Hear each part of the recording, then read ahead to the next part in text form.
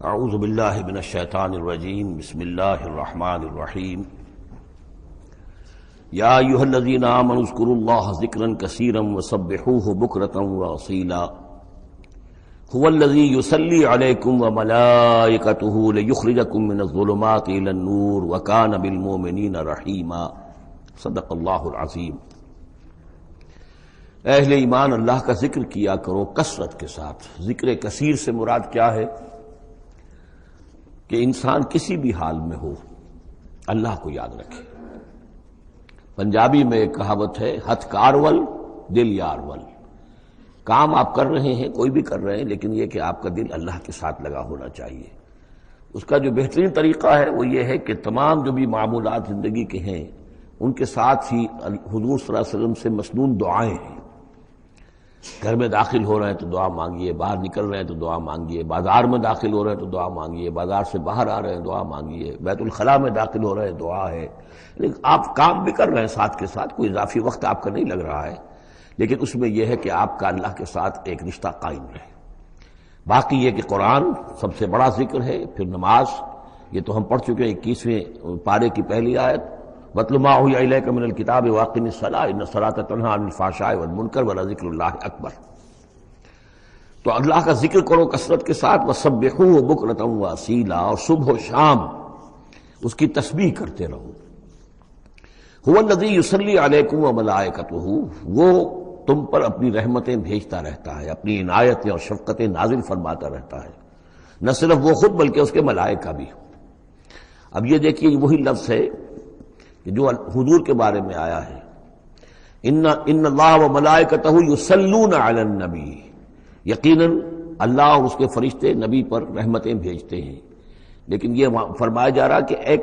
عام اہل ایمان کو بھی حصہ ملتا ہے اس میں سے، اللہ کی عنایتیں ہیں، اللہ کی رحمتیں ہیں۔ وہی لفظ استعمال ہو رہا ہے اہل ایمان کے لیے۔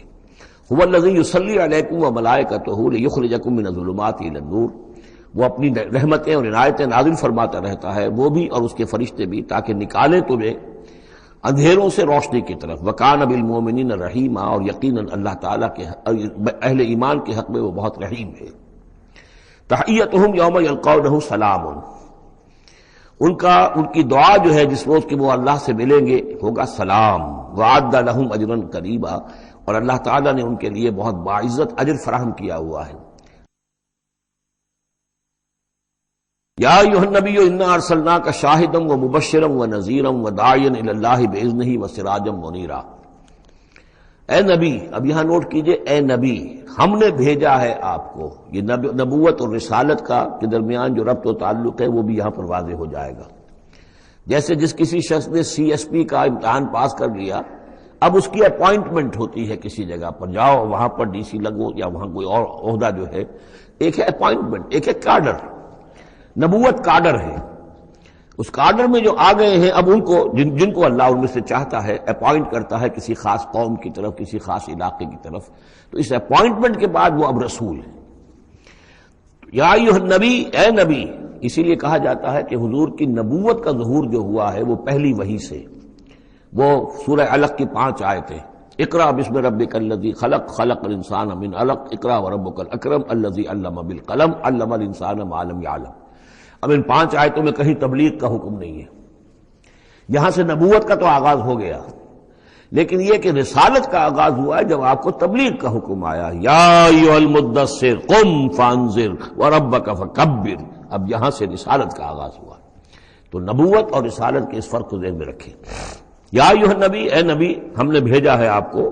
شاہداً گواہ بنا کر۔ اب اس پر ہم گفتگو کر چکے ہیں،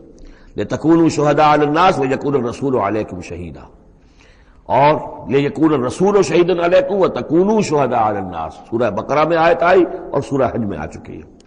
اور مبشر اور نذیر، بشارت دینے والے، خبردار کرنے والے، یہ تو بہت مرتبہ آ چکا ہے، جمع کے صیغے میں، واحد کے صیغے میں۔ وداعیا الی اللہ باذنہ، اللہ کی طرف بلانے والے اس کے حکم سے۔ یعنی ایک داعی اور بھی ہوتا ہے جو اللہ کا کوئی بندہ ہے، کوئی صوفیاء میں سے ہے، کوئی اللہ کا نیک آدمی، وہ بھی لوگوں کو بلا رہا ہے اللہ کے راستے کی طرف، لیکن نبی رسول کا کام یہ ہو جاتا ہے کہ وہ اس پر مامور ہے کہ وہ بلائے۔ اس میں زمین و آسمان کا فرق ہے کہ ایک ہے کہ حفظان صحت کے اصولوں پر تمام شہریوں کو جو ہے اس پہ خیال رکھنا چاہیے، عمل کرنا چاہیے، گلیوں میں گندگی نہ ہو، یہ نہ ہو، وہ نہ ہو، یہ تو گویا کہ اصول شہریت میں سے ہے۔ ایک محکمہ ہے جو قائم کیا گیا اسی کام کے لیے، وہ تو مامور ہیں، وہ تو تنخواہ اسی کی لیتے ہیں، لہذا وہ ہم وقت اسی کام کے اوپر لگے ہوئے ہیں۔ تو اسی طریقے سے دفاع وطن ہے، ویسے تو ہر شہری کا فرض ہے کہ اس کے لیے اپنے آپ کو ہر وقت تیار رکھے، لیکن ایک فوج آپ نے تیار کی ہوئی ہے جو اسی کام کے لیے۔ تو رسول تو گویا کہ وہ پھر داعی اللہ باذن ہی، اللہ کے حکم سے مامور من اللہ ہو کر پھر وہ جو ہے دعوت دیتا ہے۔ وسراجا منیرا، اور آپ کو ایک بہت روشن چراغ بنا دیا، چراغ ہدایت۔ وبشر المؤمنین بان لهم من اللہ فضل کبیرا، اور اہل ایمان کو آپ بشارت دے دیجئے کہ ان کے لیے اللہ کی طرف سے بہت بڑا فضل ہے۔ ولا تطع الکافرین والمنافقین ودع اذاہم، اور آپ ان کافروں اور منافقوں کی باتیں نہ مانیے، ان کی طرف دھیان بھی مت دیجیے۔ ودع اذاہم، اور وہ جو کچھ بھی اذیت آپ کو دینا چاہ رہے ہیں، تکلیف پہنچا رہے ہیں، کوفت پہنچا رہے ہیں، دفع کیجیے ان کی ایذاؤں کو۔ وتوکل علی اللہ، اللہ تعالیٰ پر توکل کیجیے۔ وکفیٰ باللہ وکیلا، اللہ کافی ہے آپ کے لیے سہارا، اور آپ کی مدد کرنے کے لیے اللہ کافی ہے۔ یہ کچھ نہیں بگاڑ سکیں گے، جو چاہیں اسکینڈلز اٹھا لیں، جو چاہیں آپ کے خلاف سازشیں کر لیں، آپ کا بال بیکا نہیں کر سکیں گے۔ یا ایھا الذین آمنوا اذا نکحتم المؤمنات ثم طلقتموہن من قبل ان تمسوہن، اب ایک حکم یہاں پر طلاق کے ضمن میں بھی آ رہا ہے۔ پہلے آ چکا ہے کہ اگر نکاح ہو چکا ہے کسی سے اور کوئی مہر مقرر نہیں ہوا تھا، لیکن پھر بھی طلاق اگر دے دی ہے تو بہرحال اسے کچھ نہ کچھ مہر جو ہے وہ اس کو کچھ نہ کچھ دے دلا کے رخصت کرنا چاہیے۔ اور اگر ملاقات سے قبل نکاح دی ہے، مہر طلاق دے دی ہے، مہر مقرر ہو چکا تھا تو آدھا مہر دینا ہوگا۔ اب یہاں مسئلہ آ رہا عدت کا۔ یا ایھا الذین آمنوا، اہل ایمان، اذا نکحتم المؤمنات، جب تم مومن خواتین سے نکاح کرو، ثم طلقتموہن من قبل ان تمسوہن، پھر کوئی سبب ایسا ہو جائے کہ اس سے پہلے کہ تمہاری ان سے ملاقات ہو، تم انہیں چھو، انہیں تم طلاق دے دو، فما لکم علیہن من عدت تعتدونہا، تو پھر تمہارا کوئی حق نہیں ہے کہ وہ عورت جو ہے عدت کرے اور اس کو تم عدت پوری کرواؤ اس سے، اس لیے کہ تمہاری ملاقات ہی نہیں ہوئی، کوئی سوال ہی پیدا نہیں ہوتا کہ اس کے رحم میں کوئی بچہ جو ہے اللہ تعالیٰ نے اس کو تخلیق فرما دیا ہو۔ لہذا عدت تو اس لیے ہوتی ہے کہ یہ بات پوری طریقے سے واضح ہو جائے کہ اس معاملے میں سابق شوہر سے کسی کے اس کے وطن میں کوئی کسی کا حمل نہیں ہے۔ ومتعوہن، تو انہیں کچھ دے دلا کر رخصت کرو، وسرحوہن سراحا جمیلا، اور اپنے ہاں سے رخصت کرنا ہو تو بڑی خوبصورتی کے ساتھ رخصت کرو۔ یا ایھا النبی انا احللنا لک ازواجک اللاتی آتیت اجورہن، اے نبی ہم نے آپ کے لیے حلال ٹھہرایا ہے آپ کی ان تمام ازواج مطہرات کو جنہیں آپ نے باقاعدہ مہر دیا ہے۔ وما ملکت یمینک، اسی طرح جو آپ کی ملک یمین ہے، بانیاں ہیں، لونڈیے ہیں،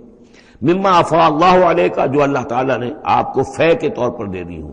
جیسے آپ کو معلوم ہے کہ یہ ماریہ قبطیہ جو آئی تھی رضی اللہ تعالیٰ عنہ، یہ بھی جو مقوقس تھا مصر کا اس وقت کا حکمران، اس نے ہدیے کے طور پر بھیجی تھی۔ وہ بنات امنے کا، وہ بنات اماتے کا، اسی طرح آپ کے لیے نکاح کرنا جائز ہے اپنی چچا کی بیٹیوں سے اور اپنی پھپھیوں کی بیٹیوں سے، وہ بنات خالے کا، اور اپنے ماموں کی بیٹیوں سے، وہ بنات خالات کا، اپنی خالاؤں کی بیٹیوں سے، اللاتی ہاجرن معک، جنہوں نے آپ کے ساتھ ہجرت کی ہے۔ وامرأۃ مومنۃ، اسی طرح ایک مومن عورت وہ بھی آپ کے لیے حلال ہے کہ آپ اس سے نکاح کریں، ان وہبت نفسہا للنبی، اگر وہ ہبہ کر دیتی ہے اپنا نفس نبی کو، یعنی وہ مہر بھی نہیں مانگتی، وہ کہتی ہے کہ میں اپنے آپ کو ہبہ کر رہی ہوں۔ ان اراد النبی ان یستنکحھا، اگر نبی کا ارادہ ہو کہ وہ ان سے نکاح کرے،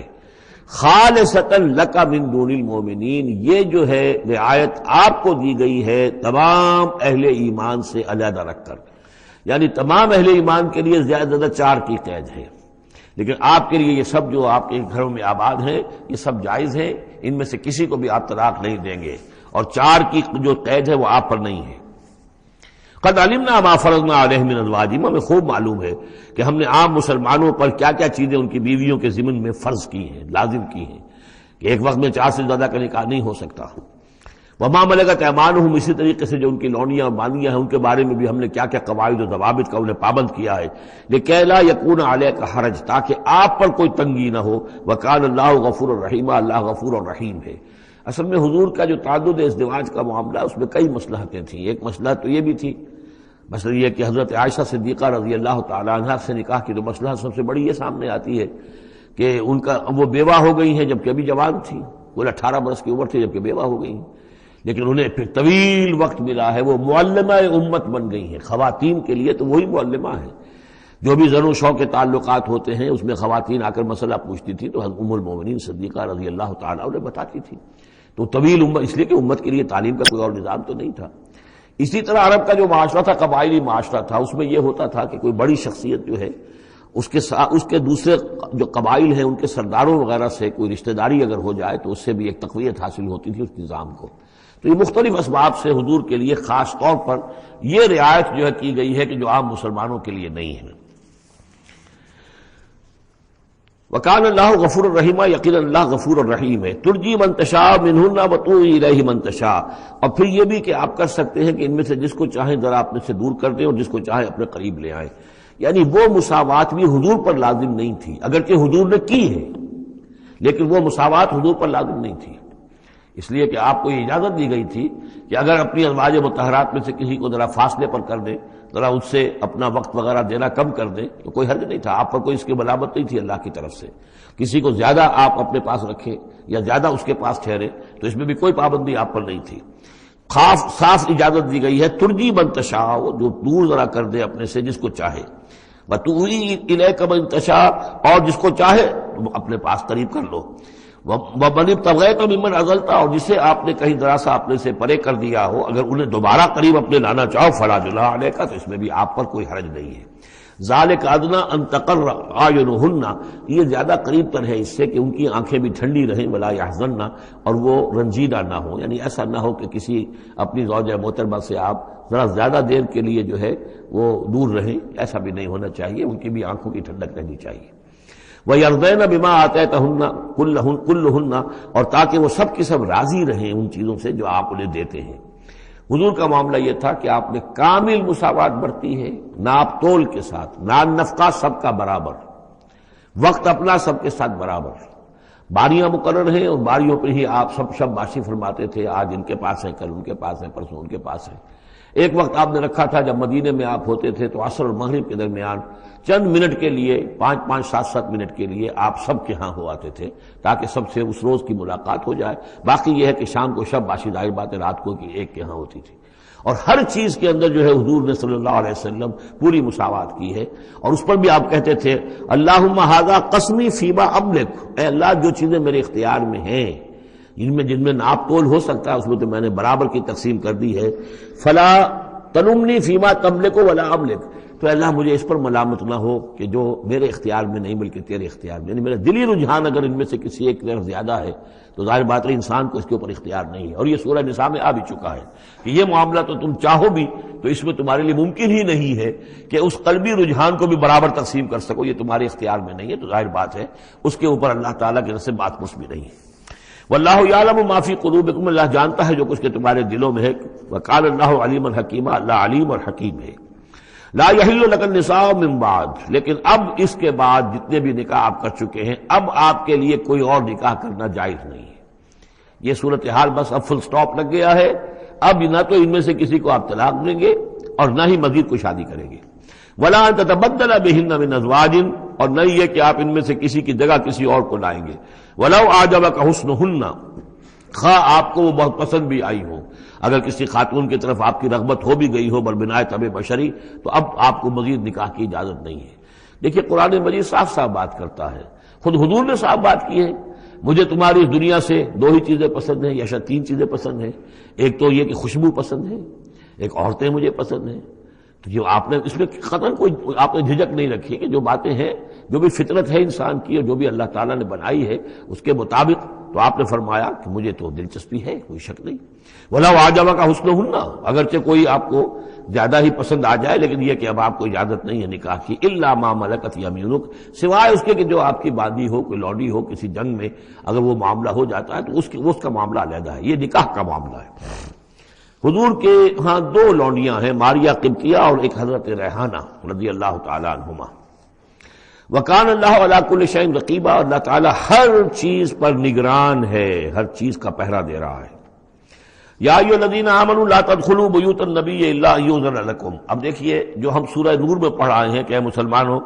تم کسی گھر کے اندر داخل نہ ہو جب تک کہ تمہیں حتی تستانسوا ویؤذن لکم، اور اجازت نہ تمہیں مل جائے اور تم ان سے جو ہے پہلے بات چیت کرو، اذن لے کر داخل ہو۔ یہ سورہ نور میں آیت نمبر 27 اور 28، حتی تستانسوا، اور 28 میں آیا یؤذن لکم۔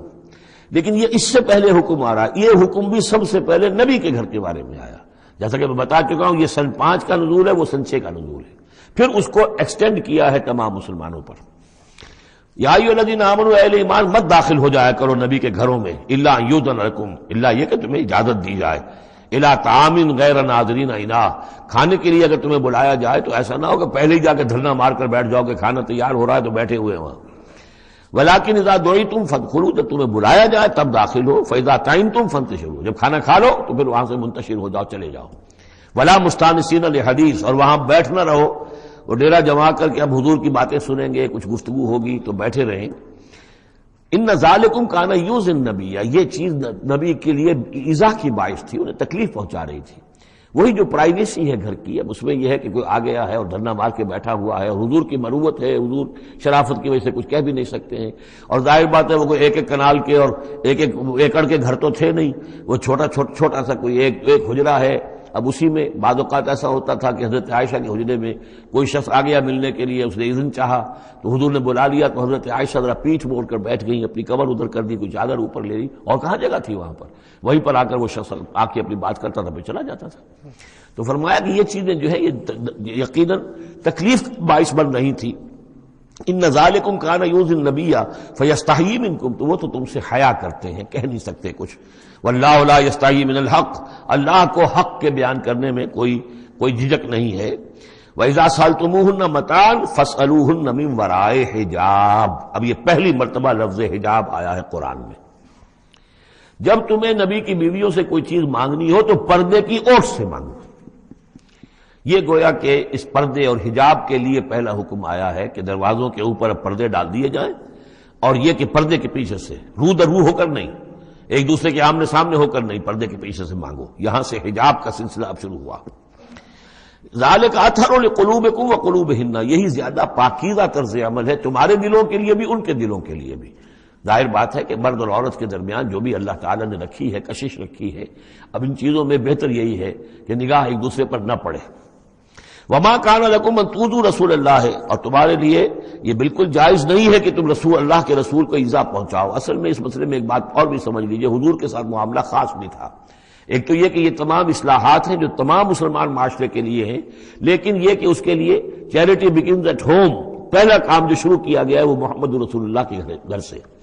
لیکن ایک دوسرا مسئلہ بھی ہے کہ جو منافق تھے اور ان میں سے جو شریر تھے، وہ طاق میں رہتے تھے کہ کوئی سکینڈل اٹھائیں حضور صلی اللہ علیہ وسلم کے گھر کے بارے میں۔ اب ظاہر بات ہے کہ حضور کے یہاں اتنی ازواج مطہرات تھیں، جب بعض میں آپ سوچئے کہ کسی کے دل میں یہ بھی آ سکتا ہے، جیسے فرض کیجئے کر کہہ رہا ہوں، حضرت عائشہ جوانی تھی جبکہ حضور کا انتقال ہوا، تو کسی طرف سے ایسی بات بھی آ سکتی تھی کہ ٹھیک ہے آپ اب تو اس وقت تو حضور کے گھر میں آپ آباد ہیں، لیکن یہ ہے کہ بہرحال اب حضور کو انتقال ہونا ہے، پھر میں آپ سے شادی کر لوں گا، کوئی ایسا پیغام دے کر، تاکہ یہ کہ نقب لگانے کا ایک موقع مل جائے، گھر کے اندر محمد کے گھر میں نقب لگائے۔ اس اعتبار سے خاص طور پر ضرورت تھی کہ اس معاملے میں حضور کے گھر والوں کا معاملہ جو ہے اس کے اندر وہ احتیاطی اقدامات کیے جائیں۔ ما کان لکم ان تؤذوا رسول اللہ، تمہیں یہ تمہاری روا نہیں ہے کہ اللہ کے رسول کو تم ایذا پہنچاؤ۔ ولا ان تنکحوا ازواجہ من بعدہ ابدا، یہاں وہ روک لگا دی، اور نہ یہ جائز ہے تمہارے لیے کہ تم اس کی بیویوں سے ان کے بعد نکاح کرو کبھی بھی۔ یہ بین، چونکہ ویسے بھی وہ ازواجہ امہاتہم، اس کی جو بیویاں ہیں حضور کی، وہ تو تمہاری اہل ایمان کی مائیں ہیں، وہ ایک درجہ وہ بھی آ گیا۔ اب خاص صراحت کے ساتھ بھی کہہ دیا ولا ان تنکحوا ازواجہ من بعدہ ابدا، حضور کی ازواج کے لیے چونکہ اس کا کوئی امکان نہیں تھا، اسی لیے حضور کسی کو طلاق نہیں دے سکتے تھے۔ طلاق دیں تو ظاہر بات ہے وہ کسی اور سے تو نکاح کر نہیں سکتی۔ یہی وجہ ہے کہ تعدد ازدواج کا معاملہ حضور کے لیے زیادہ ایکسٹینڈ کر دیا گیا۔ ان ذالکم کان عند اللہ عظیما، اور یہ چیز اللہ کے نزدیک بہت بڑی ہے۔ تو اس سے یہ کہ اگر کسی کے لیے کسی کے دل میں، کسی خبیث کے دل میں کوئی خیال ایسا آ بھی رہا ہو تو اب یہاں یہ کہ اس کی روک لگ گئی کہ یہ بات جو ہے، یہ دروازہ یہ ہمیشہ کے لیے بند ہے۔ ان تبدوا شیئا اور تخفوہ فإن اللہ کان بکل شیء علیما، خواہ تم کسی چیز کو ظاہر کرو اور خواہ تم چھپاؤ، اللہ تعالیٰ تو ہر چیز کا علم رکھتا ہے۔ لا جناح علیکم علیہن فی آبائہن، اب یہ وہ حکم آ رہا ہے جو تفصیل سے آیا ہے بڑی، وہ تو اب ہم پڑھ چکے سورہ نساء میں، وہ بعد میں آیا ہے، یہ ذرا مختصر آ رہا ہے کہ گھر میں داخلے سے جن کو روک دیا گیا ہے کہ وہ گھر سے باہر کھڑے ہو کر مانگنے جو کچھ مانگنا ہے، گھر میں داخل نہیں ہو سکتے، اب اس میں استثناء کون کون ہے، کون گھر میں جا سکتا ہے، اندر جا سکتا ہے، زنانے میں کون جا سکتا ہے؟ لا جناح علیہن، کوئی حرج نہیں ہے نبی کی بیویوں پر، فی آبائہن، ان کے باپوں کے بارے میں، حضرت عمر آئے حضرت حفصہ کے گھر میں کوئی رکاوٹ نہیں، حضرت ابو بکر آئے حضرت عائشہ کے گھر میں کوئی رکاوٹ نہیں، ولا ابنائہن، نہ ان کے بیٹوں کے بارے میں، ولا اخوانہن، نہ ان کے بھائیوں کے بارے میں، ولا ابناء اخوانہن، نہ ان کے بھائیوں کے بیٹے یعنی بھتیجوں کا، ولا ابناء اخواتہن، اور نہ ان کی بہنوں کے بیٹے یعنی بھانجوں کا، ولا نسائہن، اور نہ ہی ان کی اپنی جان پہچان والی عورتوں کا، ولا ما ملکت ایمانکم، اور جو غلام یا جو لونیاں ہیں، اور اکثر و بیشتر اہل سنت کے نزدیک یہاں صرف لونیاں مراد ہیں، ان کے بارے میں ٹھیک ہے وہ گھر میں داخل ہوں۔ گویا کہ یہ جو تفصیلی آیت آئی ہے سورہ نساء میں، اس کا یہ نیوکلیس جو ہے جو شروع میں، وہ یہ ہے جو سورہ احزاب کے اندر، یہ مختصر ہے، مزید اس میں پوری فہرست کر کے اس کو مکمل کر دیا کہ یہ ہے محرم، اور جو محرم ہے وہ محرمات ابدیہ ہیں، ان سے کبھی بھی کسی بھی حالت میں نکاح ہو ہی نہیں سکتا اس عورت کا۔ باقی یہ ہے جتنے بھی مرد ہیں وہ نامحرم ہیں، وہ باہر رہیں گے، کوئی چیز مانگنی ہے پردے کے اوٹ سے مانگیں گے، یہ ان کا معاملہ رہے گا، اور گھر میں داخل ہوں گے اگر تو عورت پردہ کرے گی، جیسے کہ حضرت عائشہ کا میں نے آپ کو طریقہ بتایا، یا اگر کہیں 2 کمرے ہیں تو عورت کسی اور کمرے میں جائے گی اور وہ جو ہے وہ کسی اور کمرے میں آئیں گے۔ یہ طریقہ ہے اسلامی معاشرت کا، مسلمانوں کی طرز رہائش کا۔ واتقین اللہ، اور اے نبی کی بیویوں ڈرتی رہو اللہ سے، ان اللہ کان علی کل شیء شہیدا، یقیناً اللہ تعالیٰ ہر چیز پر گواہ ہے۔ ان اللہ وملائکتہ یصلون علی النبی، اب یہ خاص طور پر لفظ وہی ہے، یصلی علیکم وملائکتہ، یہاں صرف ترتیب بدل گئی ہے۔ یقیناً اللہ اور اس کے فرشتے رحمت اور شفقت اور عنایت نازل کرتے رہتے ہیں نبی پر صلی اللہ علیہ وسلم۔ یا ایھا الذین آمنوا صلوا علیہ وسلموا تسلیما، اے ایمان کے دعوے دارو، اے ایمان لانے والو، تم بھی ان پر رحمت بھیجتے رہا کرو، اور تم بھی اللہ تعالیٰ سے دعا کرتے رہا کرو کہ اللہ ان کے اوپر اور درود بھیجے اور رحمت بھیجے۔ وسلموا تسلیما، انہیں سلام کیا کرو، ان کو سلام بھیجا کرو۔ ان الذین یؤذون اللہ ورسولہ، یقیناً وہ لوگ کہ جو ایذا پہنچاتے ہیں اللہ کو اور اس کے رسول کو، لعنہم اللہ فی الدنیا، اب یہ منافقین کا تذکرہ ہو رہا ہے اس سورہ مبارکہ میں، جیسا کہ مدنی صورتوں میں اکثر و بیشتر ہے۔ ان الذین یؤذون اللہ ورسولہ، بے شک وہ لوگ کہ جو ایذا پہنچاتے ہیں اللہ اور اس کے رسول کو، لعنہم اللہ فی الدنیا والآخرہ، تو لعنت اللہ نے ان پر لعنت کر دی ہے دنیا اور آخرت دونوں میں، وعد لہم عذابا مہینا، اور ان کے لیے ایک بڑا اہانت آمیز عذاب تیار کر رکھا ہے۔ والذین یؤذون المؤمنین والمؤمنات بغیر ما اکتسبوا، اور وہ لوگ کہ جو ایذا پہنچاتے ہیں مسلمان مردوں کو اور مسلمان عورتوں کو بغیر اس کے کہ انہوں نے کوئی گناہ کا ارتکاب کیا ہو، یعنی الزام لگاتے ہیں، سکینڈلز ہیں، خامخواہ کی تہمتیں ہیں اور قذف ہو رہا ہے، فقد احتملوا بہتانا و اسما مبینا، تو انہوں نے تو اپنے اوپر جھوٹ کا اور بہت بڑے گناہ کا بوجھ لے لیا ہے۔ ابھی یہاں پر قذف کی سزا نہیں آئی، قذف کا حکم جو ہے اس کی حد وہ پھر سورہ نور میں آ چکی ہے، وہ ہم پڑھ چکے ہیں۔ 80 درے لگائے جائیں، 80 کوڑے، اگر کوئی شخص کسی مسلمان خاتون کے اوپر زنا کا الزام لگائے اور پھر 4 گواہ پیش نہ کر سکے، 80 کوڑے لگیں گے۔ یا ایھا النبی قل لازواجک وبناتک ونساء، اب یہ پردے کا اگلا حکم آ رہا ہے۔ ایک تو یہ کہ گھر میں رہو، گھر پہ پردہ ہونا چاہیے، نامحرم پردے کی اوٹ سے بات کرے، جو بھی ضروری بات ہے وہ پردے کی اوٹ سے کرے، رو در روح کر نہ کرے۔ لیکن اب مسئلہ آتا ہے کہ عورت گھر سے باہر نکلے تو کیا ہو؟ آخر ظاہر بات ہے اگرچہ اصولی اعتبار سے عورت کا مقام اس کا گھر ہے، لیکن پھر بھی ضرورت ہو سکتی ہے وہ باہر جائے ضرورت کے تحت، تو اس میں کیا حکم ہے؟ یا ایھا النبی قل لازواجک وبناتک ونساء المؤمنین، اب یہاں پر دیکھیے ایکسٹینڈ کر رہے ہیں ترتیباً، اے نبی کہہ دیجئے اپنی بیویوں سے اور اپنی بیٹیوں سے اور اہل ایمان کی خواتین سے۔ یہ گویا کہ اب اصلاح کا دائرہ جو ہے نبی کے گھر سے نکل کر اب باہر آ رہا ہے تمام اہل ایمان کے لیے۔ کیا کہہ دیجئے؟ یدنین علیہن من جلابیبہن، وہ اپنے اوپر لٹکا لیا کریں اپنی بڑی چادروں کا ایک حصہ۔ دیکھیے جیسا کہ میں نے اس وقت بھی عرض کیا تھا سورہ جب ہم نور پڑھ رہے تھے کہ عرب میں لباس کا یہ اور خواتین کی لباس کا یہ 2 جز تھے، ایک اوڑھنی ہوتی تھی جو گھر میں اوڑھتی تھی، وہ جیسے اب بھی ہمارے یہاں اوڑھنے کا تصور ہے، اس کو کہتے ہیں خمار، اور خمرہن لفظ آیا ان کی جمع جو ہے خمرہن، ولیضربن بخمرہن علی جیوبہن، وہ اپنی ان اوڑھنیوں کا بکل مار لیا کریں اپنے سینوں پر. یہ گھر کے اندر ہوگا. باہر جب نکلتی تھی تو بڑی چادر لے لیتی تھی، اور جو جتنی شریف گھرانے کی ہوتی تھی اتنی ہی وہ اپنے آپ کو اس میں لپیٹ لیتی تھی، لیکن چہرے کے اوپر نہیں ڈالتی تھی. یہاں اس میں صرف یہ اضافہ کیا گیا ہے کہ اس کا ایک حصہ اپنے چہروں پر لٹکا لیا کریں. یہاں سے نقاب کا تصور پیدا ہوا ہے، جو ہمارے ہاں بعض جگہ پر جو ہے خاص طور پہ فرنٹیئر کے علاقے میں اب بھی ہے، وہ چادر لیتی ہیں خواتین، لیکن چادر کا جو حصہ ہے وہ ان کے چہرے کے آگے آیا ہوا ہوتا ہے. یا یہ کہ کسی طریقے سے بس صرف ایک آنکھ کھول کر،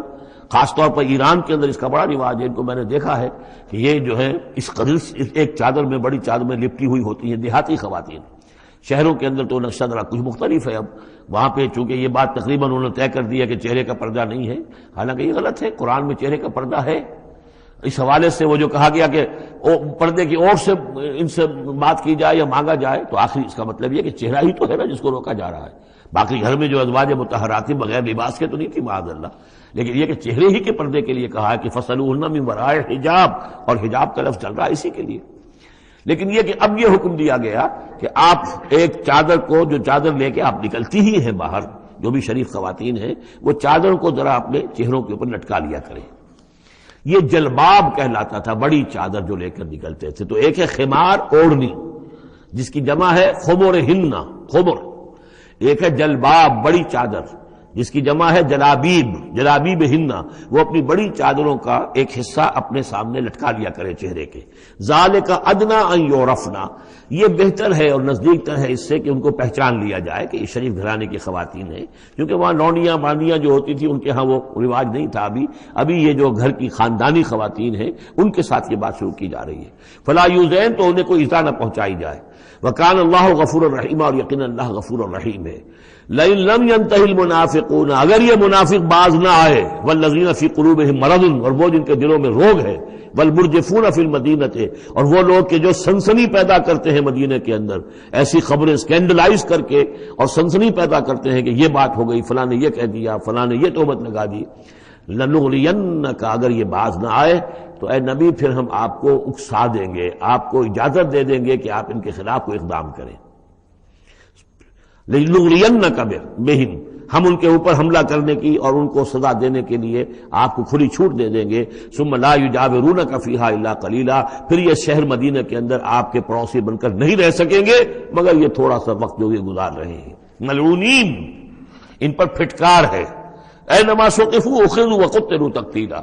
جہاں بھی یہ پائے جائیں، پکڑے جائیں اور قتل کیے جائیں، ٹکڑے کر دیے جائیں. لیکن یہ وہ حکم جو ہے یہ ایک اللہ تعالیٰ کی بیزاری اور شدت ناراضگی کا مظہر ہے. لیکن منافقین کے اعتبار سے کبھی اس طرح کا کوئی اقدام حضور کی سیرت میں ثابت نہیں ہے. سنت اللہ فی الذین خلوا من قبل، یہ اللہ کی سنت ہے، اللہ کا طریقہ ہے، اللہ کا قانون ہے. یہ ان قوموں کے بارے میں، امتوں کے بارے میں بھی جو پہلے گزر چکی ہیں. ولن تجد لسنت اللہ تبدیلا، اور تم نہیں پاؤ گے اللہ کی سنت کے اندر کوئی تبدیلی. ولن تجد لسنت یسألک الناس، ولن تجد لسنت اللہ تبدیلا، تم نہیں پاؤ گے اللہ کی سنت میں کوئی تبدیلی. یسألک الناس عن الساعہ، اے نبی لوگ آپ سے قیامت کے بارے میں پوچھتے ہیں. قل انما علمها عند اللہ، کہہ دیجئے اس کا علم تو اللہ کے پاس ہے. وما یدریک لعل الساعة تکون قریبا، اور تمہیں کیا معلوم ہو سکتا ہے کہ قیامت قریب آ چکی ہو.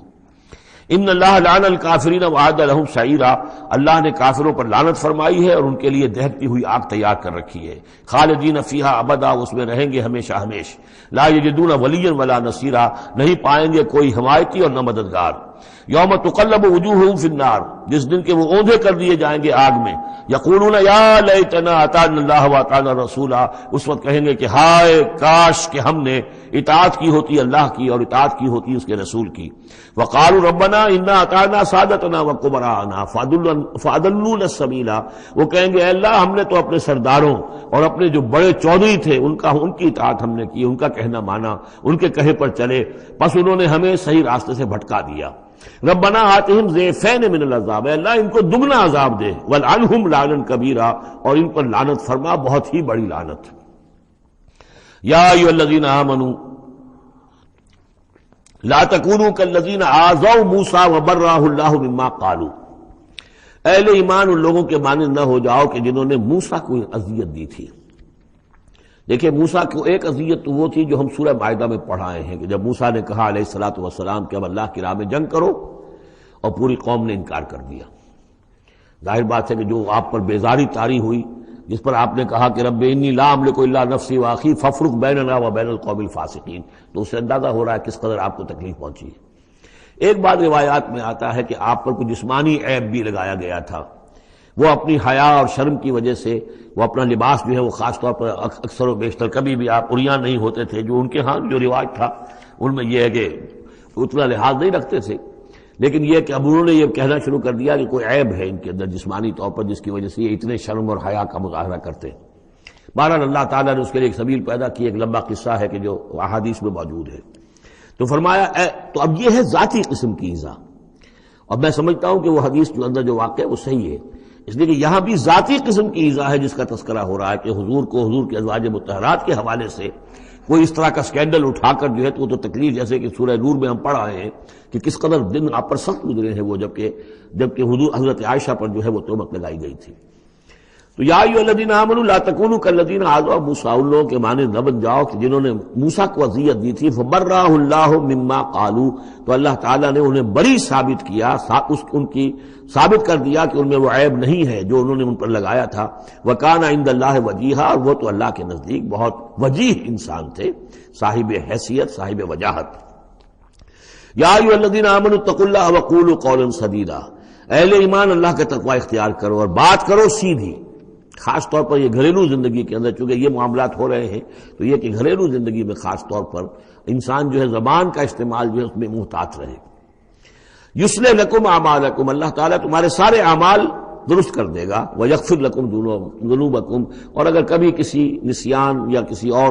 کسی جذبات کے رو میں کوئی غلطی ہو جائے گی تو اللہ تعالیٰ تمہاری خطائیں بخش بھی دے گا۔ وَمَن يُطِعِ اللَّهَ وَرَسُولَهُ فَقَدْ فَازَ فَوْزًا عَظِيمًا، اور جو کوئی بھی اللہ اور اس کے رسول کی اطاعت پر کاربند ہو گیا اس نے تو بہت بڑی کامیابی حاصل کر لی۔ یہ دو آیتیں جو ہیں، یا ایھا الذین آمنوا اتقوا اللہ وقولوا قولا سدیدا یصلح لکم اعمالکم ویغفر لکم ذنوبکم ومن یطع اللہ ورسولہ فقد فاز فوزا عظیما، یہ بھی حضور نے خطبہ نکاح میں شامل کی تھی، جیسے سورہ نساء کی پہلی آیت، یا ایھا الناس اتقوا ربکم الذی خلقکم من نفس واحدۃ وخلق منها زوجها وبث منهما رجالا کثیرا ونساء واتقوا اللہ الذی تساءلون به والارحام ان اللہ کان علیکم رقیبا۔ ایک وہ آیت، دو یہ، اور ایک آیت سورہ آل عمران کی، یا ایھا الذین آمنوا اتقوا اللہ حق تقاتہ ولا تموتن الا وانتم مسلمون۔ انا عرضنا الامانۃ علی السماوات والارض والجبال، ہم نے امانت کو پیش کیا آسمانوں پر اور زمین پر اور پہاڑوں پر، فابین ان یحملنها، تو ان سب نے انکار کر دیا اس کو اٹھانے سے، واشفقن منها، اور اس سے ڈر گئے، وحملها الانسان، انسان نے اسے اٹھا لیا، انہ کان ظلوما جہولا، یقیناً وہ نادان بھی تھا اور ظالم بھی تھا، یعنی اپنے آپ پر ظلم کیا اتنی بڑی امانت سنبھال کر۔ اب یہ امانت کون سی ہے، اس پر بہت سے اقوال ہیں تفسیری، اب ظاہر بات ہے کہ یہاں ان میں سے کون سا کہ کیا دلیل ہے، کسی کے حق میں کیا دلیل ہے، میں جس کو رد کر رہا ہوں کیوں کر رہا ہوں اس کا موقع نہیں ہے، لیکن میرے نزدیک اور مجھے اس پر جزم ہے، پوری طریقے سے وثوق ہے، اس امانت سے مراد ہے روح۔ یہ عالم امر کی شے ہے، اور لا کر عالم خلق، یہ ہمارا وجود حیوانی جو ہے یہ عالم خلق کی شے ہے، عالم امر کی شے کو بطور امانت عالم خلق کے اس وجود کے اندر امانت کے طور پر رکھا گیا ہے، یہ اللہ کی امانت ہے۔ وَنَفَخْتُ فِيهِ مِن رُوحِي، اپنی روح میں سے پھونک دو تمہارے اندر، تو یہ ہے امانت، بہت عظیم امانت ہے۔ عالم امر میں آپ کو بتا چکا ہوں صرف فرشتے اور ارواح انسانیہ، یہ عالم امر کی چیز ہے، انہی کی جو کمیونیکیشن ہے وہی اس کو بھی امر کہا گیا ہے، عالم امر کی شے ہے۔ باقی جتنے بھی ہے یہ جنات ہوں یا جو بھی حیوانات ہیں، ہمارا بھی جو جسد حیوانی ہے وہ جو ہے عالم خلق کی شے ہے، اور یہی شے ہے اصل میں وہی جس کی بنا پر کہ انسان مسجود ملائک بنا ہے، یہ جو روح ہے اسی کی بنا پر مسجود ملائک ہے، اسی کے بنا پر خلافت ملی ہے، اسی کے بنا پر وحی کا یہ محبت بنا ہے کہ وحی اس کو آ سکتی ہے۔ جنات کے ہاں وحی نہیں ہے، ان میں روح نہیں ہے، وحی نہیں ہے، کوئی نبی جنات میں نہیں بھیجا گیا، بلکہ انسانوں ہی میں جو نبی آئے انہی کی پیروی جو ہے وہ جنات بھی کرتے رہے۔ اور یہ جو روح کے بھوکے جانے سے پہلے یہ کیفیت تھی، وہ تھا ظلوم اور جہول، یہ میں سمجھتا ہوں کہ انسان کا جو حیوانی وجود ہے، جو میں نے کئی مرتبہ اس سے پہلے بیان کیا، اس میں تو کمزوری ہے۔ خلق الانسان من عجل، خلق الانسان ضعیفا، انسان جو ہے وہ تو اس کی فطرت، اس کی خلقت کے اندر جلدی عجلت پسندی بھی ہے، انسان کمزور پیدا کیا گیا ہے، یہاں ظلوم اور جہول کہا جا رہا ہے۔ اگر تو صرف حیوان انسان ہوتا اور اس میں روح خدا بندی نہ پھونکی گئی ہوتی تو ظلوم اور جہول تھا، لیکن روح خدا بندی پھونکے جانے کے بعد اب صورت وہ نہیں ہے، اسی لیے فرمایا گیا والتین والزیتون وطور سینین وہذا البلد الامین لقد خلقنا الانسان فی احسن تقویم ثم رددناہ اسفل سافلین۔ ہم نے پیدا کیا انسان کو تو سب سے پہلے پیدا کیا تھا ارواح کی شکل میں، وہ احسن تقویم، بلند ترین رتبے کی شے، لیکن پھر اسے لوٹا دیا ہے نچلوں میں سب سے نیچے، یعنی جنات سے بھی نیچے چلا گیا انسان۔ کیوں چلا گیا؟ کہ اس کا یہ جسد حیوانی جو ہے ان سے کمتر ہے، اس میں یہ ڈال دی گئی روح۔ تو یہ ہے وہ امانت میرے نزدیک، واللہ عالم۔ لِيُعَذِّبَ اللَّهُ الْمُنَافِقِينَ وَالْمُنَافِقَاتِ، اس امانت ہی کا اب یہ ظہور ہوگا۔ اس کا نتیجہ کیا نکلے گا؟ جو اس امانت کا حق ادا کرے گا اس کے لیے اللہ تعالیٰ کے لیے روح و ریحان و جنت نعیم۔ جو اس امانت میں خیانت کرے گا، اس کا حق ادا نہیں کرے گا، وہ حیوانی بن کر رہ جائے گا، حیوانی خواہشات اور حیوانی ہی داعیات ہی کا تابع فرمان بن کر رہ جائے گا۔ اس نے گویا کہ خیانت کی اس امانت میں، اس کے لیے لِيُعَذِّبَ اللَّهُ الْمُنَافِقِينَ وَالْمُنَافِقَاتِ وَالْمُشْرِكِينَ وَالْمُشْرِكَاتِ، تاکہ نتیجہ یہ نکلے کہ اللہ عذاب دے منافق مردوں کو، منافق عورتوں کو، اور مشرک مردوں کو اور مشرک عورتوں کو۔ وَيَتُوبَ اللَّهُ عَلَى الْمُؤْمِنِينَ وَالْمُؤْمِنَاتِ، اور اللہ تعالیٰ عنایت فرمائے اور معاف کرے اور توبہ قبول کرے اور توبہ کی توفیق دے اہل ایمان مردوں کو بھی، اہل ایمان عورتوں کو بھی۔ وَكَانَ اللَّهُ غَفُورًا رَحِيمًا، یقیناً اللہ تعالیٰ غفور اور رحیم ہے۔ یہ جو چوتھا گروپ تھا مکی اور مدنی صورتوں کا وہ یہاں ختم ہوا، 8 مکیات اور 1 مدنی صورت۔ اب 5واں گروپ شروع ہو رہا ہے، اس میں 13 ہیں مکی صورتیں اور پھر 3 آئیں گی مدنی صورتیں۔ لیکن یہ جان لیجئے کہ اب جو مدنی صورتیں آئیں گی وہ چھوٹی چھوٹی ہیں، زیادہ زیادہ 4 رکوع، اکثر و بیشتر 2 رکوع۔ یہ جو بڑی مکیات تھی وہ تقریباً مدنیات جو ہیں وہ ختم ہو چکی ہیں۔ سورہ بقرہ، سورہ آل عمران، سورہ انفال۔ ترتیب کیا ہے؟ پہلے سورہ بقرہ ہے، پھر سورہ انفال ہے، پھر سورہ آل عمران ہے، پھر سورہ نساء ہے، پھر سورہ نور ہے، پھر سورہ احزاب ہے، پھر سورہ نور ہے، پھر سورہ مائدہ ہے۔ یہ ہے طویل، جو سائزیبل اور طویل مدنیات ہیں۔ باقی چھوٹی جو ہے وہ ان کے بین ان کے درمیان آتی نہیں ہے۔ جیسے سورہ صف جو ہے وہ بھی سورہ احزاب کے ساتھ ہی متصل نازل ہوئی ہے۔ سورہ محمد ہے وہ بھی سورہ بقرہ کے ساتھ متصل نازل ہوئی ہے، وہ بھی غزوہ بدر سے پہلے نازل ہوئی ہے۔ تو چھوٹی صورتوں کا معاملہ جو ہے وہ علیحدہ ہو جائے گا، لیکن یہ کہ عام بڑی صورتوں کی ترتیب یہ ہے البقرہ اور پھر انفال، پھر آل عمران، پھر نساء، پھر یہ جو ہم نے ابھی ختم کی احزاب، اور پھر نور، اور پھر مائدہ۔ سورۃ السبا، بسم اللہ الرحمن الرحیم۔ اب نوٹ کر لیجئے یہ آخری مرتبہ 2 صورتیں قرآن میں آ رہی ہیں جو الحمدللہ سے شروع ہو رہی ہیں، تقریباً 7 8 پاروں کے فصل سے۔ سورہ فاتحہ الحمد سے شروع ہوئی، الحمدللہ رب العالمین الرحمن الرحیم۔ پھر سورہ انعام آئی تھی، وہ بھی الحمدللہ الذی خلق السماوات والارض وجعل الظلمات والنور۔ اس کے بعد پھر 15ویں پارے میں آئی سورہ کہف، الحمدللہ الذی انزل علی عبدہ الکتاب ولم یجعل لہ عوجا۔ اور اب پھر یہ 7 پاروں کے بعد 22ویں پارے میں سورہ سبا بھی ہے، اس سے آگے سورہ فاطر بھی ہے، یہ جوڑے کی شکل میں ہے، اور یہ دونوں الحمدللہ سے شروع ہو رہی ہیں۔ الحمدللہ الذی لہ ما فی السماوات و ما فی الارض، کل تعریف، کل حمد، کل شکر اللہ کے لیے ہے جس کی ملکیت ہے ہر وہ شے، وہ سب کچھ جو آسمانوں میں ہے اور وہ سب کچھ جو زمین میں ہے۔ وَلَهُ الْحَمْدُ فِي الْآخِرَةِ، اور آخرت میں بھی اسی کے لیے حمد ہوگی۔ وَهُوَ الْحَكِيمُ الْخَبِيرُ، اور یقیناً وہ سب کچھ جاننے والا ہے، باخبر ہے اور کمال حکمت والا۔ اور آخرت میں جو میدان حشر میں حضور نے فرمایا لِوَاءُ الْحَمْدِ بِيَدِي، میرے ہاتھ میں حمد کا جھنڈا ہوگا۔ حضور کھڑے ہوں گے میدان حشر میں لِوَاءُ الْحَمْدِ، اب حمد کا جھنڈا لے کر۔ اور اس حمد کا خاص تعلق ہے اس آخری امت کے ساتھ۔ حضور کا نام بھی اسی سے ہے، محمد، احمد، حامد، یہ نام ہے حضور کے صلی اللہ علیہ وسلم۔ اور حمد جو ہے حمادون، یہ امت جو ہے حمادون ہے، یہ بہت حمد کرنے والے ہیں، اور قیامت کے دن میدان حشر کے اندر حمد کا جھنڈا حضور کے ہاتھ میں ہوگا، دست مبارک میں، اور حضور فرماتے ہیں اس روز جو میں اللہ کی حمد کروں گا وہ آج نہیں کر سکتا۔ یعلم ما یلج فی الارض وما یخرج منها، وہ جانتا ہے جو کچھ زمین میں گھستا ہے، داخل ہوتا ہے، اور جو کچھ کہ اس سے نکلتا ہے، وما ينزل من السماء وما يعرج فيها، اور جو کچھ کہ اترتا ہے آسمان سے نازل ہوتا ہے، اور جو کچھ کہ چڑھتا ہے اس میں، وهو الرحیم الغفور، اور وہ غفور ہے اور رحیم ہے۔ وقال الذين كفروا لا تأتينا الساعة، اور یہ کہتے ہیں کافر کہ کبھی یہ قیامت نہیں آئے گی، یا ساعہ جو ہے کبھی نہیں آئے گی۔ ساعہ اور قیامہ کا فرق میں بیان کر چکا ہوں، اور اس میں گویا کہ ابھی تک جو قریب ماضی قریب تک جو خیال رہا ہے سائنسدانوں کا کہ کائنات ابدی ہے، ہمیشہ رہے گی، اس کے ختم ہونے کا سوال ہی نہیں۔ اب یہ ہے کہ سائنس جو ہے فزکس کے میدان میں یہ بات مسلم ہو چکی ہے کہ یہ ابدی نہیں ہے، بلکہ اس سے ختم ہونا، کتنا عرصہ میں ختم ہونا یہ ہم نہیں کہہ سکتے، لیکن یہ کہ مختلف اعتبارات سے یہ طے اب ہو چکا ہے کہ یہ ہمیشہ رہنے والی نہیں ہے، اس کو ایک دن ختم ہونا ہے۔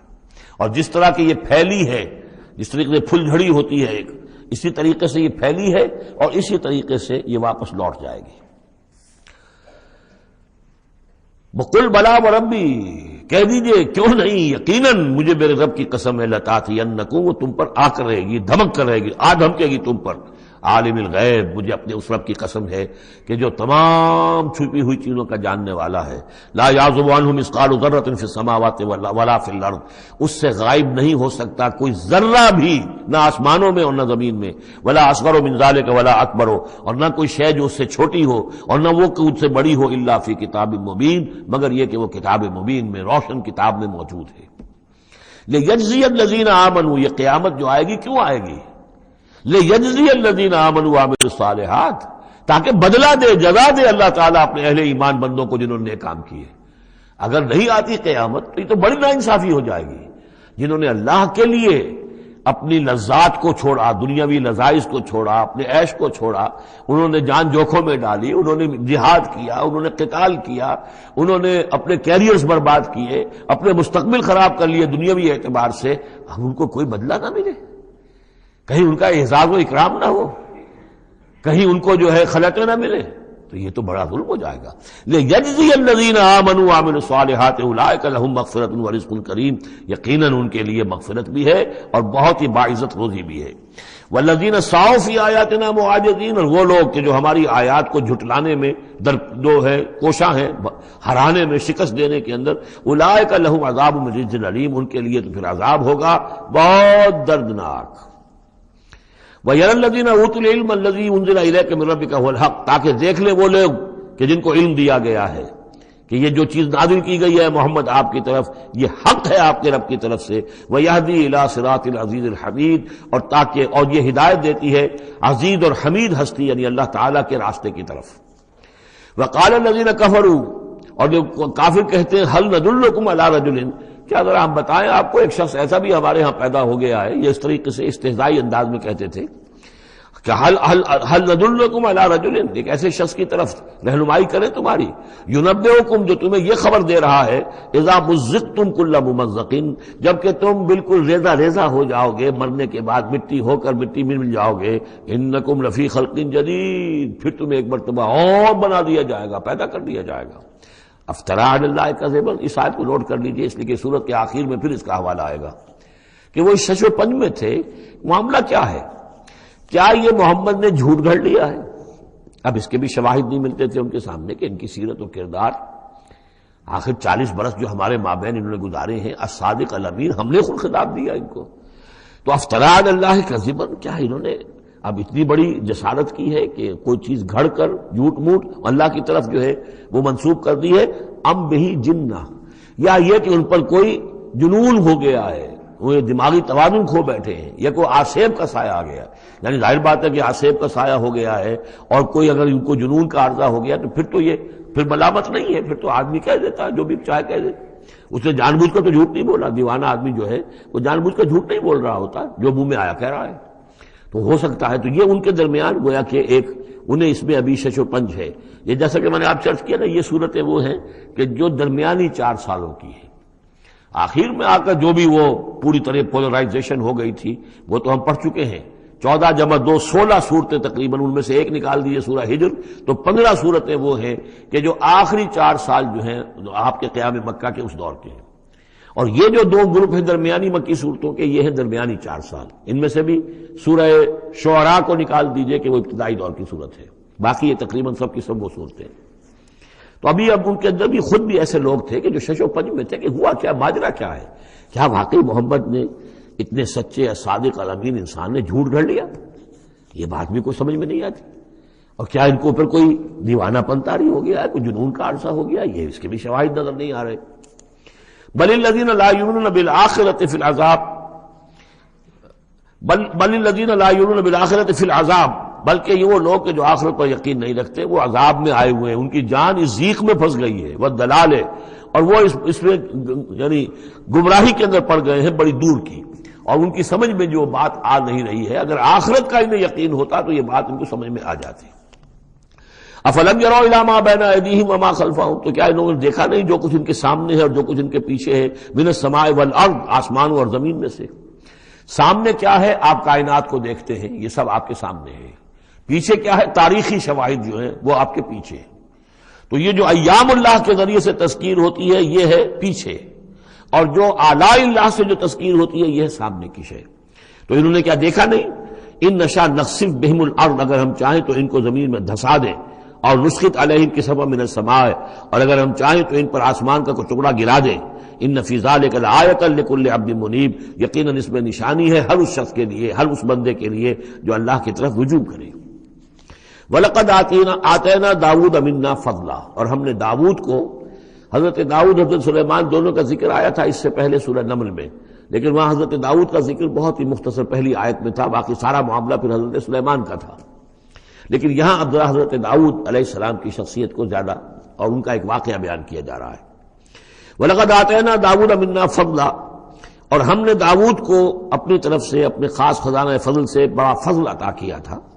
یا جبال اوبی معہ والطیر، اور ہم نے حکم دے دیا تھا پہاڑوں کو بھی اور پرندوں کو بھی کہ ان کے ساتھ آواز میں آواز ملا کر حمد کے ترانوں میں ان کے ساتھ شامل ہو جائیں۔ یہ تعویب کہتے ہیں ترجیح، لوٹانا، جیسے کہ کسی وقت کوئی گانا ہو رہا ہے تو گانے میں کوئی ایک بول ہوتا ہے جو بار بار آتا ہے، اور یہ کہ اس کو پھر بہت سے لوگ مل کر گاتے ہیں، کوئی ایک گانے والا ہے یا گانے والی ہے، عام گانا مین تو اس کا ہے، لیکن کوئی درمیان میں ایسی چیز آتی ہے کہ جس کو وہ سب کے سب مل کر آواز میں پھر اس کو دہراتے ہیں، یہ ہے تعویب۔ تو اللہ تعالیٰ نے حکم دے دیا تھا یا جبال ہو، اے پہاڑ، اور اوبی معہ، اس کے ساتھ تم اپنی آواز ملاؤ اور اس کے ساتھ اس ترانہ حمد میں شریک ہو جاؤ، والطیر، اور اے پرندو تم بھی، وَعَلَنَّا لَهُ الْحَدِيدَ، اور ہم نے اس کے لیے نرم کر دیا لوہے کو، ان اعمل سابغات، کہ اے داؤد ہم نے تمہیں یہ کام سکھا دیا ہے، لوہا اب تمہارے لیے آسان کر دیا، نرم کر دیا ہے، اب اس سے بناؤ زرہیں کشادہ، وقدر فی السرد، اور جو زرہ بنانے میں اب جوڑ بنانے پڑتے ہیں تو اس کے لیے یہ ہے کہ اس میں جوڑ کڑیاں ملاؤ بڑی حساب کے ساتھ، وقدر فی السرد وعملوا صالحا، اور نیک عمل کیا کرو، انی بما تعملون بصیر، یقیناً ہم جو کچھ تم کر رہے ہو اسے دیکھ رہے ہیں۔ وَلِسُلَيْمَانَ الرِّيحُ غُدُوُّهَا شَهْرٌ وَرَوَاحُهَا شَهْرٌ، اور ہم نے ریحا، وَلِسُلَيْمَانَ الرِّيحَ، اور ہم نے حکم دے دیا تھا ہوا کو اور مسخر کر دیا تھا سلیمان کے لیے کہ صبح کو وہ چلتی تھی تو 1 مہینے کی مسافت تک حضرت سلیمان کو لے جاتی تھی، یعنی عام حالات میں جو ان کا اس زمانے کے جو بھی ٹرانسپورٹ کے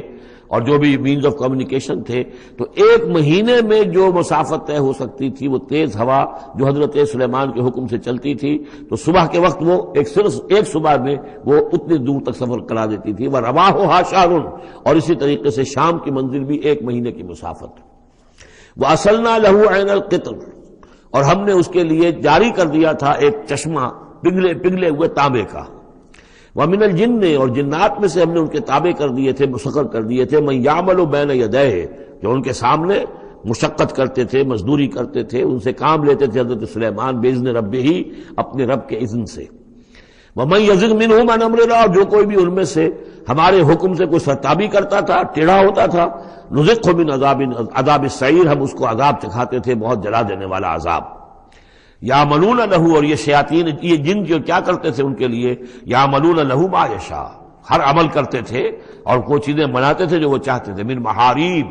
بڑی بڑی عمارتیں بناتے تھے، بتماثیل،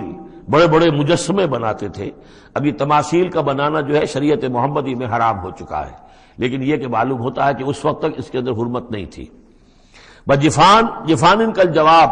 اتنے بڑے بڑے کڑھائے ہوتے تھے لگن کہ جیسے کہ وہ تالاب ہیں، اور قدور الراسیات، اور اتنی بڑی دیگیں ہوتی تھی جو ہل نہیں سکتی کہیں، بس وہ مستقل طور پر چولہوں کے اوپر رکھ دی گئی تھی۔ اس قسم کی دیگ سنا ہے کہ اجمیر شریف میں ہے، وہاں جو شیخ معین الدین اجمیری رحمۃ اللہ علیہ کا جو مزار ہے، تو وہاں وہ دیگیں ہیں بہت بڑی بڑی، جن کے اندر جو ہے وہ تو پھر انسان اس کے اندر داخل ہو کر پھر وہاں سے بھر بھر کے وہ لوگوں کو دیتے ہیں، اس لیے کہ وہاں جو ہجوم ہوتا ہے تو اس کے لیے اتنا بندوبست وہاں کیا گیا ہے۔ تو ایک نشانی اگر کسی کو دیکھنی ہو تو وہاں جا کر دیکھ لے۔ لیکن حضرت سلیمان کے لیے یہ جنات کے ذریعے سے اللہ تعالیٰ نے یہ سارا کام فراہم کر دیا تھا۔ اعملوا آل داؤد شکرا، اے داؤد کے گھر والوں، کیونکہ حضرت داؤد کے بیٹے حضرت سلیمان، تو ان سے کہا جا رہا ہے عمل کرو اور احسان مان کر ہماری نعمتوں کا حق ادا کرتے ہوئے، وقلیل من عبادی شکور، اور واقعہ یہ ہے کہ ہمارے بندوں میں سے، میرے بندوں میں سے شکر کرنے والے کم ہی ہیں۔ فلما قضینا علیہ الموت، جب ہم نے ان پر موت طاری کر دی، ما دلہم علی موتہ، تو ان جنات کو اس کی موت کی خبر نہ ہو سکی، نہیں مطلع کیا اس کی موت پر جنات کو، الا دابۃ الارض، مگر یہ جو گھن ہے دیمک، اس نے، زمین کا کیڑا، تاکل من سأتہ، کہ وہ کھا گیا اس کو، اس کی وہ جو عصا تھا جس کو لے کر کے ٹیک لگا کر حضرت داؤد کھڑے تھے، وہ جان قبض ہو چکی ہے، انتقال کر گئے، لیکن وہ کھڑے رہے وہاں پر، اور جب وہ عصا جو ہے وہ دیمک چٹ کر گئی اور وہ عصا گرا، ٹوٹا، اور پھر حضرت جو سلیمان کی جو کا جسد جو ہے وہ گرا، تو انہیں معلوم ہوا۔ فلما خرّا، تو جب وہ گر پڑے، تبینت الجن، تو اب معلوم ہو گیا جنات کو، اللہ کانوا یعلمون الغیب، اگر انہیں علم غیب حاصل ہوتا، ما لبثوا فی العذاب المہین، تو وہ اس عذاب مہین میں نہ رہتے اتنے عرصے تک۔ وہ یہی سمجھ رہے تھے کہ یہ کھڑے ہوئے ہیں سلیمان، لہذا جو بھی کام لگا رکھا ہے وہ کام کر رہے ہیں۔ لقد کان لسبأ فی مسکنہم آیہ، اسی طرح قوم سبا کے لیے بھی ان کے مسکن میں، ان کے وطن میں ہماری ایک نشانی تھی۔ یہ قوم سبا یمن میں آباد تھی، اور ان کے ہاں یوں سمجھیے کہ 2 سلسلے باغات کے چلے گئے تھے سینکڑوں میل تک، اور بہت عمدہ باغات، پہاڑی علاقہ ہے، بہت بند بنائے تھے انہوں نے، اور یہ کہ یہ تقریباً 800 قبل مسیح کے زمانے میں یہ بند بنائے گئے ہوں، حضرت مسیح سے 800 برس قبل، اور ایک بہت بڑا بند تھا سد معارم۔ لیکن یہ کہ پھر اس قوم کے اندر ناشکری پیدا ہوئی، پھر جو بھی ہوتا ہے زوال اخلاقی اور دینی مذہبی جو آیا، اس کے نتیجے میں اللہ تعالیٰ نے اسی بند کا جو ہے ان کے اوپر سیلاب، جیسے خدا نہ خواستہ آج بھی کوئی بڑا ڈیم جو ہے اگر ٹوٹ جائے تو کیا ہوگا، کیا قیامت آئے گی، کس تیزی کے ساتھ پانی آئے گا، اور کتنی اونچی پانی کی دیوار جو ہے وہ آئے گی، اس طرح کا عذاب آیا اور بہت ہلاک کر دیے گئے۔ اور یہ کہ پھر اس کے بعد جو ہے وہ باغات نہ رہے، بلکہ وہاں پر بصرت جیسے جنگلوں میں ہوتا ہے، کچھ یہ پیلو اور وغیرہ چیزیں جو ہوتی ہیں، ڈیلے، یہ جھاڑیوں میں لگ جاتی ہیں کچھ چیزیں، اور میکسیمم یہ کہ کچھ بیر باقی رہ گئے، باقی ساری نعمتیں اللہ نے ان سے سلب کر لی، کیونکہ انہوں نے شکر نہیں کیا، انہوں نے ناشکری کی۔ حال ہی میں میرا ذہن اس آیہ مبارکہ کی طرف منتقل ہوا ہے پاکستان کی تاریخ کے حوالے سے، کہ جنتین، اللہ نے ہمیں بھی 2 باغ دیے تھے، ایک مشرقی پاکستان، ایک مغربی پاکستان، لیکن جو صورتحال ہوئی ہے، اور کتنی خوشحالی تھی ابتدا میں دونوں جگہ، اور اب کیا حال ہے دونوں جگہ، تو اس کے اندازہ کر لیجئے ایک ہلکے درجے میں وہی ہے کہ فیہ ذکرکم، ہمارا ذکر جو ہے وہ کہیں نہ کہیں موجود ہے، بشرطے کہ ہم قرآن کو پڑھتے ہوئے اس کے بین السطور بھی پڑھنے کی کوشش کریں۔ لقد کان لسبأ فی مسکنہم آیہ، قوم سبا کے لیے ان کے مسکن میں، ان کے ملک میں ایک آیت، ایک نشانی تھی ہماری، جنتان عن یمین و شمال، 2 باغات کے سلسلے تھے داہنے اور بائیں طرف، کلوا من رزق ربکم، کھاؤ اپنے رب کے رزق میں سے، واشکروا لہ، اور اس کا شکر ادا کرو، بلدۃ طیبۃ،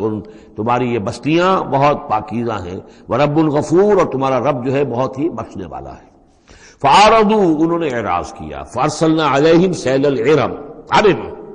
پھر ہم نے ان کے اوپر بہت زور کا سیلاب چھوڑ دیا، وبدلناہم، اور ہم نے پھر بدل دیے، بجنتیہم، ان کے ان 2 باغات جن میں ہر طرح کے انواع و اقسام کے پھل تھے، ان کی جگہ پر جنتین، 2 ایسے باغ، ذوات اوکل خمط، کہ کچھ کسیلے قسم کے اس میں کچھ پھل ڈیلے وغیرہ جو ہو جاتے ہیں جھاڑیوں کے اندر، وہ اصل اور جھاؤ، وہ شیء من صدر قلیل، تھوڑا سا بس اگر کچھ رہ گیا تھا وہاں پر تو وہ تھی اگر کوئی اچھی چیز تو وہ کچھ بیر تھوڑے سے۔ ذالک جزیناہم، یہ ہم نے ان کو بدلہ دیا بما کفروا، ان کے کفران نعمت کی وجہ سے۔ وہل نجازی الا الکفور، اور ایسا برا بدلہ ہم دیتے ہیں صرف انہی کو کہ جو ناشکرے ہوں۔ وجعلنا بینہم وبین القری التی بارکنا فیہا، اصل میں یہ ایسٹ ویسٹ ٹریڈ کا جو میں نے آپ کو بتایا معاملہ کہ یہ قریش کی ایک رہی ہے، ان کی اجارہ داری رہی ہے اس کے اوپر، اس سے پہلے اس قوم سبا کے پاس تھا یہی معاملہ۔ قوم سبا جو یمن میں یہ آباد تھے اور ان کا یہ سرسب شاداب علاقہ بھی تھا، بہت خوشبویات یہاں پیدا ہوتی تھی اور ہر طرح کی بڑی آسودگی تھی۔ بہت پرانے زمانے کے جو کچھ سیاح ہیں انہوں نے حالات بھی لکھے ہیں، تو اس حوالے سے لیکن یہ جو مشرق و مغرب کی ٹریڈ پوری ان کے پاس تھی، یعنی ہند چینی، ہندوستان چین، یہ سارا مشرق سے سارا سامان جو آتا تھا تجارتی وہ یمن کے ساحل پر آ گیا۔ ادھر یورپ سے سارا سامان جو آیا مرچنڈائز وہ آ گیا فلسطین کے ساحل پر، میڈیٹرینین کو کراس کیا فلسطین کے ساحل پر آ گیا۔ اب ان دو پوائنٹس کے درمیان جو ہے ان کے قافلے جاتے تھے، اور اللہ تعالیٰ نے ایسا کیا تھا کہ ایک طرف تو کئی سو میل تک باغات ہی چلے گئے تھے، پھر یہ کہ آگے بھی یہ ہے کہ تھوڑے تھوڑے وقفے کے بعد ایسی بستیاں آباد کر دی تھی اللہ نے اس راستے پر، راستے ہی پر تھیں، تو گویا کہ راستہ پرامن بھی ہو گیا، پرسکون بھی ہو گیا، ضرورت کی چیزیں بھی ملنے لگی۔ لیکن یہ کہ جب ان کے اندر گراوٹ آئی تو انہوں نے اس کی ناشکری کی، اللہ کیا فائدہ، یہ سب ہے اس میں تو کوئی جو ہے خاص ہمارے لیے ایڈونچر تو ہے ہی نہیں، جو دور کا سفر ہو اس میں خطرے بھی ہوں، اس میں کوئی اندیشے بھی ہوں، تب لطف آئے سفر کرنے کا۔ تو اللہ تعالیٰ نے پھر یہ جو ان کی ساری سہولتیں جو دے رکھی تھیں وہ ان سے دسترد کر لی۔ جعلنا بینہم وبین القری التی بارکنا فیہا، اور ہم نے ان کے مابین اور ان بستیوں کے مابین جن میں ہم نے برکت دی ہے، اب یہ وہ فلسطین کا علاقہ ہے، الذی بارکنا حولہ، ظاہر ایسی بنا دی تھی اندر جو ان کی تجار کے کناروں پر وقنا فی اس میں اندازہ تھا کا وہ کے بعد آدی ہے کہ انہیں وہاں پر سہولت ملے۔ سیروا فیہا ایاما آمنین، اور ہم نے کہہ دیا تھا کہ کرو سیر اس کے سفر آرام سے امن کے ساتھ راتوں فقالوا ربنا پروردگار سفروں کی جو ہے پیدا کر دے، دوری پیدا انفسہم، اور انہوں نے اپنے تو اب ہم نے انہیں کہانیاں دی، اب ان کی کہانی ان کی تاریخ کے اندر داستان، اب ان کا کوئی نام رہا ناہم کل ریزہ کر دیا کہ جب یہ بند ہے اور سیلاب آیا ہے کوئی 450 یعنی کی ولایت سمجھیے سوا جب وہی شروع ہوئی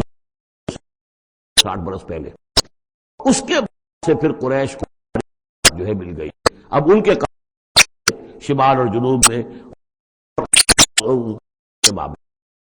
تو اس پیدائش نہیں ہے۔ اس کے بعد یہاں اوس اور خزرج کے قبیلے جو آباد ہوئے مدینہ منورہ، اور جو جا کر عرب قبائل آباد ہوئے، یمن بڑا مرکز رہا تہذیب کا، تمام تہذیب و تمدن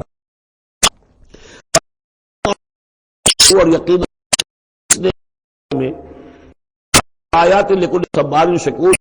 نشانیاں ہیں ان لوگوں کے لیے جو صبر کرنے والے ہیں، صدق نہ ہو اور گمان کو اللہ فریق، تو ان سے ہی پیروی کی سوائے تھوڑا سا ایک ایمان کی، کان لہو لیکن حاصل نہیں تھا آخرت کو کیا کہ وہ ورغلا کا دے سب دکھائے، وہ بھی دیکھ لے واضح ہو جائے، لیکن جو آخرت پر رکھتا ہے منہا فی شک ان کو کہ جو آخرت کے بارے میں مبتلا علی کل حفیظ، آپ کا پروردگار گران اور نگہبان، بارک لکم فی القرآن نفعکم بالآیات